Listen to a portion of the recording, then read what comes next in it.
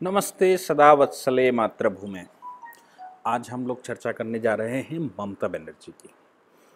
ममता बनर्जी की इस बात की चर्चा कि ममता बनर्जी की भी गिरफ्तारी हो सकती है।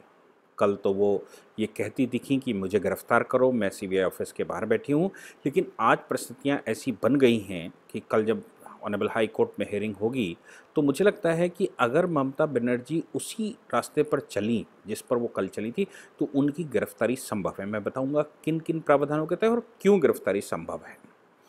लेकिन रात लेट नाइट जो ऑनरेबल इलाहाबाद हाई वो ऑनरेबल कलकत्ता हाई कोर्ट में जो हियरिंग चली वो मुझे लगता है कि हमारे देश को, पूरे देश को जानने की आवश्यकता है। भारत में कम्युनिस्टों के कुछ लॉ पोर्टल्स चलते हैं, जैसे लाइव लॉ जैसे पोर्टल चलते हैं, उन पर बहुत कुछ वो देते हैं, लेकिन ये न्यूज़ वो नहीं देंगे क्योंकि वो कम्युनिस्ट मानसिकता के कुछ भारत में पोर्टल हैं। खैर, हम लोग इस पर चर्चा करते हैं, पूरा विषय जानने की कोशिश करते हैं आखिर हुआ क्या था। कल हमने सबने न्यूज़ देखी कि कोलकाता में निज़ाम पैलेस में, जिसमें सीबीआई का ऑफिस है, सीबीआई के ऑफिस में जब 4 मिनिस्टर्स को या तृणमूल कांग्रेस के 4 बड़े लोगों की गिरफ्तारी करके सीबीआई ले गई और उनसे पूछताछ कर रही थी, तो ममता बनर्जी अपने लाव लश्कर के साथ हजारों हजारों का मतलब वहाँ ऐसा कहा जाता है 5 से 10 हज़ार लोग या 20 हज़ार लोग उस ऑफिस को चारों ओर से घेरे हुए थे। ममता बनर्जी खुद भी वहीं पर थी और उन्होंने स्टेटमेंट दिया कि अगर गिरफ्तार करना है तो मुझे भी गिरफ्तार करो, मेरे मंत्रियों को गिरफ्तार कर रही हो। कौन मंत्री? मंत्री बड़े भारी भारी नाम हैं उनके। फिरहाद हाकिम, पुराने एक केस में फिरहाद हाकिम, इकबाल अहमद, लोकसभा के एमपी सुल्तान अहमद, ये सब उस एक मामले में फंसे हुए थे। इनके साथ और 7-8 लीडर फंसे हुए थे।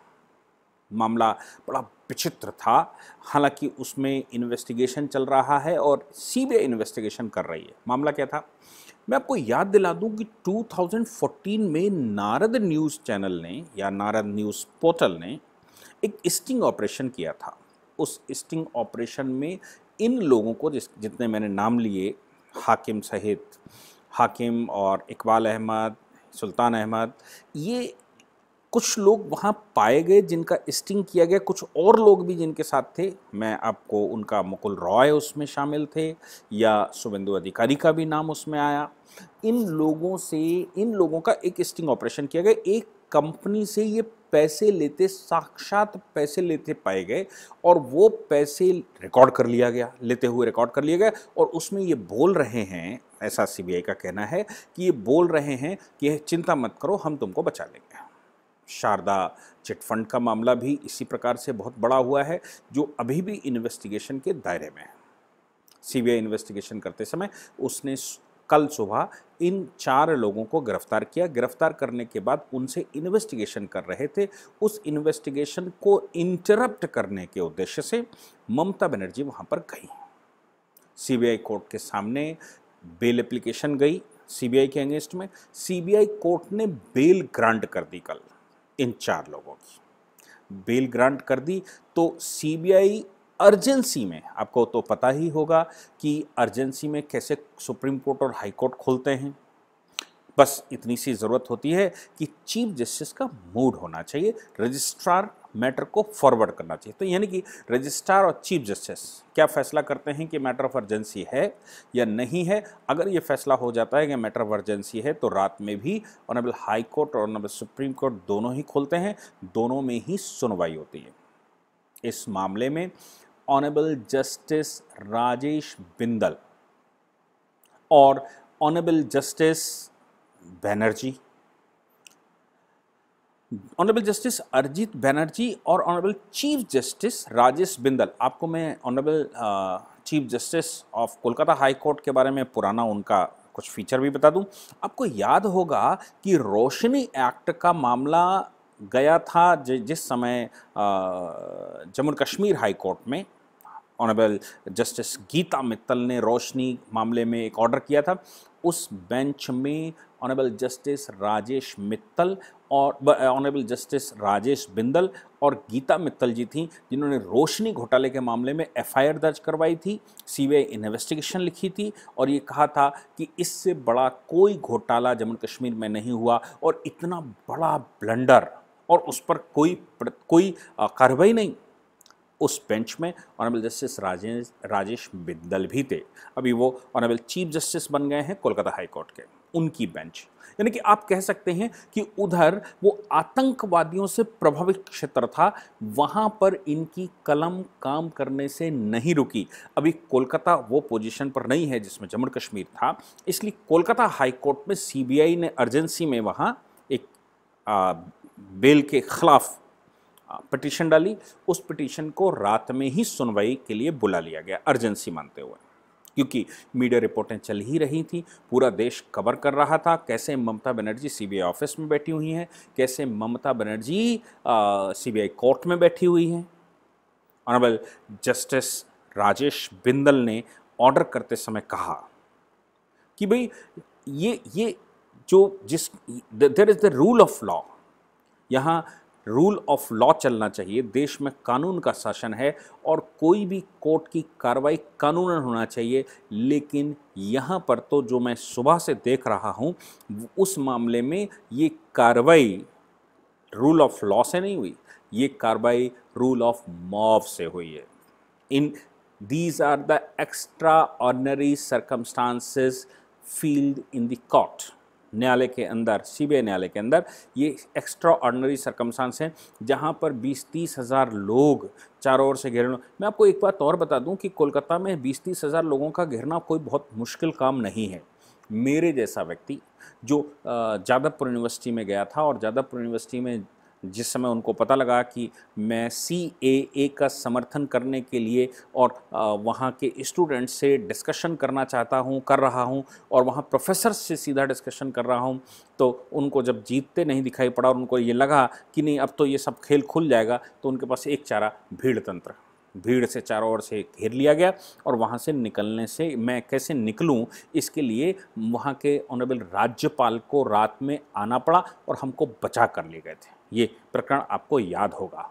मैं बता दूं वो प्रकरण वो है जिसमें बाबुल सुप्रियो भी फंसे हुए थे। हालांकि मीडिया कवरेज बाबुल सुप्रियो की थी, लेकिन मैं उसमें चीफ वक्ता था, मुख्य वक्ता था और मुख्य वक्ता होने के नाते हमारा डिस्कशन होना था। तो वहाँ 5 से 7 हज़ार लोग, मैंने अपनी आंखों से देखा, 5 से 7 हज़ार लोग एक आधे घंटे में इकट्ठे हो गए और हम किस प्रकार से वहाँ से निकले ऑनरेबल गवर्नर की मेहरबानी से, वो मैं स्वयं मैं जानता हूँ। इसलिए कोलकाता में भीड़ इकट्ठी होना बहुत मुश्किल काम नहीं, और जहाँ चीफ मिनिस्टर खुद खड़ी हो तो 10-20 हज़ार लोग जहाँ इकट्ठे हों, तो मुझे बता दीजिए कि जिस कोर्ट के चारों ओर 10-20 हज़ार लोग इकट्ठे हों, वहाँ बेल क्यों नहीं मिलेगी।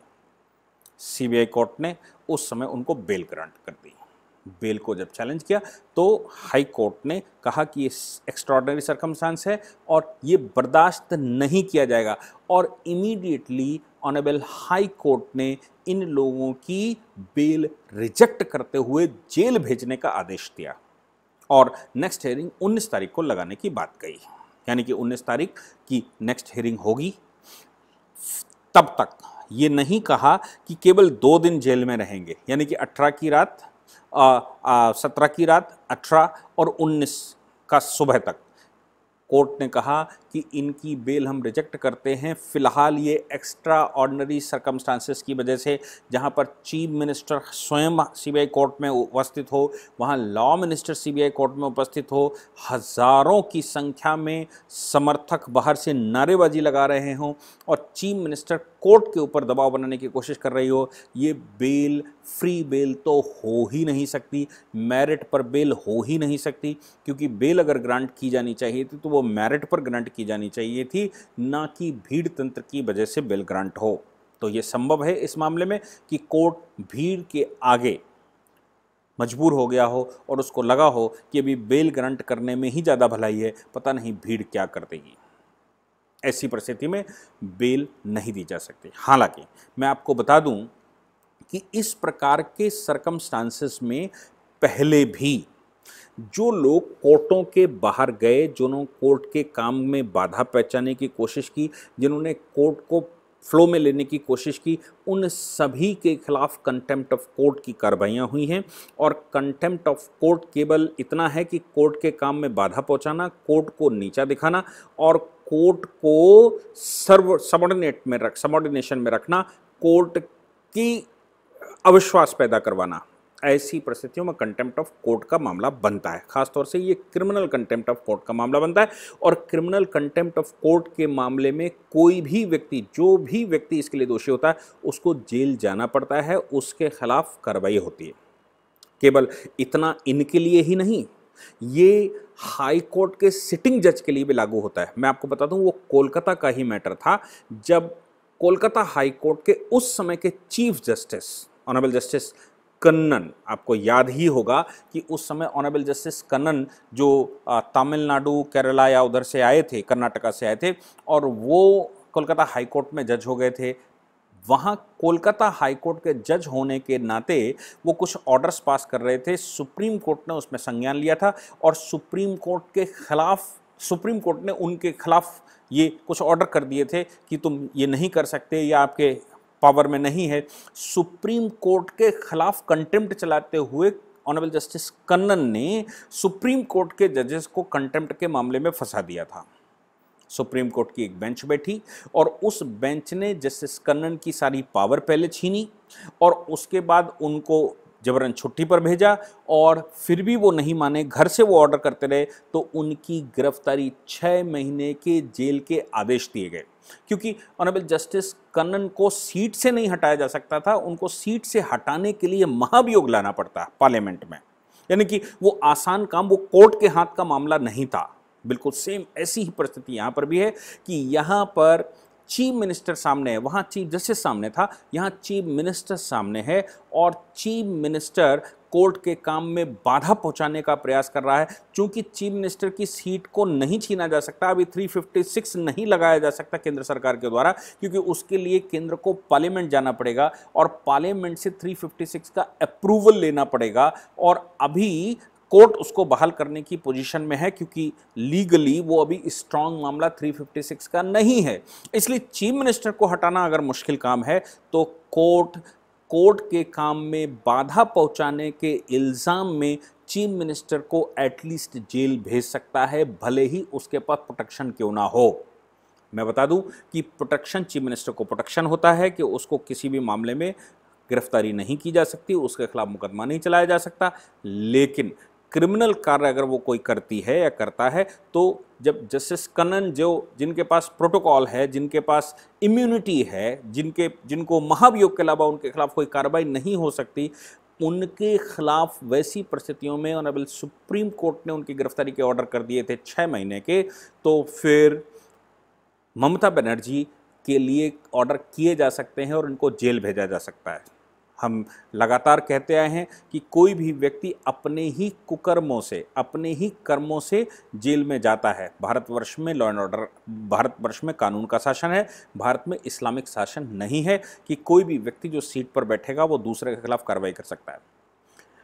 यहाँ तक कि ऑनरेबल गवर्नर, जो बंगाल के गवर्नर हैं, वो अगर मृतक पीड़ितों के घर पर विजिट करना चाहते हैं या कर रहे हैं, तो भी ममता बनर्जी उनके काम में बाधा पहुंचा रही हैं। और ये उनका कहना है कि गवर्नर के पास इतनी पावर नहीं है कि वो अपनी इच्छा से जा सके, उसको कैबिनेट से, स्टेट के कैबिनेट से मंजूरी चाहिए होती है, और बिना स्टेट कैबिनेट की मंजूरी के उसको कोई कार्य करने का, इस प्रकार विजिट करने का अधिकार नहीं होता। बात तो सही भी है कि उसके पास काउंसिल ऑफ मिनिस्टर है, जब सरकार बन जाती है तो काउंसिल ऑफ मिनिस्टर होती है और काउंसिल ऑफ मिनिस्टर के द्वारा ही उसका पूरा प्रोटोकॉल तय किया जाता है। लेकिन आपको याद होगा कि गुजरात के दंगों के समय पर 2002 में अब्दुल कलाम साहब ने भी ऐसा किया था, उनको भी कैबिनेट की मंजूरी से ही जाना था। लेकिन अब्दुल कलाम साहब गुजरात गए, विक्टिम्स के घर पर उनको विजिट किया। गुजरात की सरकार की मजबूरी हो गई कि उनको उस समय प्रोटेक्शन देना पड़ा, केंद्र की सरकार को प्रोटेक्शन देना पड़ा, क्योंकि प्रेसिडेंट का पद एक कॉन्स्टिट्यूशनल पद है या गवर्नर का पद एक कॉन्स्टिट्यूशनल पद है। अब गवर्नर काउंसिलर मिनिस्टर से बंधा होता है, लेकिन गवर्नर कुछ गलत काम तो नहीं करने गए थे। जब गवर्नर मुझे भी छुड़ाने गए थे वहाँ कोलकाता में, तो भी ममता बनर्जी ने यही तर्क दिया था कि गवर्नर को ऐसा नहीं करना चाहिए था, गवर्नर को ऐसी पावर नहीं है। लेकिन गवर्नर तो मेरी जान बचा लाए ना, नहीं तो मैं तो गया था या बाबुल सुप्रियो गए थे, और साथ में और वहाँ के वाइस चांसलर और कई लोग थे। उनकी तो मॉब लिंचिंग हो ही रही थी ना, कपड़े पड़े फटी गए थे, ज़मीन पर दबी गए थे, या धक्का मुक्की हो ही गई थी, मारमूर भी सही से पड़ गई थी। तो ऐसी परिस्थिति में जब गवर्नर के पास को बधा हुआ हो, लेकिन जब वो किसी एक प्राण बचाने जाता है, किसी विक्टिम के घर मिलने जाता है, तो ये गवर्नर का फंक्शन भी है, क्योंकि सरकार गवर्नर की होती है ना कि चीफ मिनिस्टर की। गवर्नर के एड एंड एडवाइस के लिए चीफ मिनिस्टर या काउंसिल ऑफ मिनिस्टर होता है, और काउंसिल ऑफ मिनिस्टर अगर अपना काम नहीं करती तो गवर्नर को यहाँ तक पावर होती है कि वो 356 लगा दे या केंद्र को रिकमेंड कर दे, होम मिनिस्ट्री को इन्वाइट कर ले। अब ममता बनर्जी ने उनको हेलीकॉप्टर नहीं दिया, तो भाई वो चूंकि गवर्नर तो केंद्र के व्यक्ति होते हैं, उन्होंने होम मिनिस्ट्री से मांग लिया, होम मिनिस्ट्री ने उनको हेलीकॉप्टर दे दिया। अब ऐसी परिस्थिति में जब होम मिनिस्ट्री ने गवर्नर को हेलीकॉप्टर दे दिया और सुरक्षा देना तो होम मिनिस्ट्री का काम है, होम मिनिस्ट्री ने उनको सुरक्षा दे दी हो, ऐसी परिस्थिति में ममता बनर्जी के पास सिर्फ एक रास्ता बचता है, गुंडागर्दी।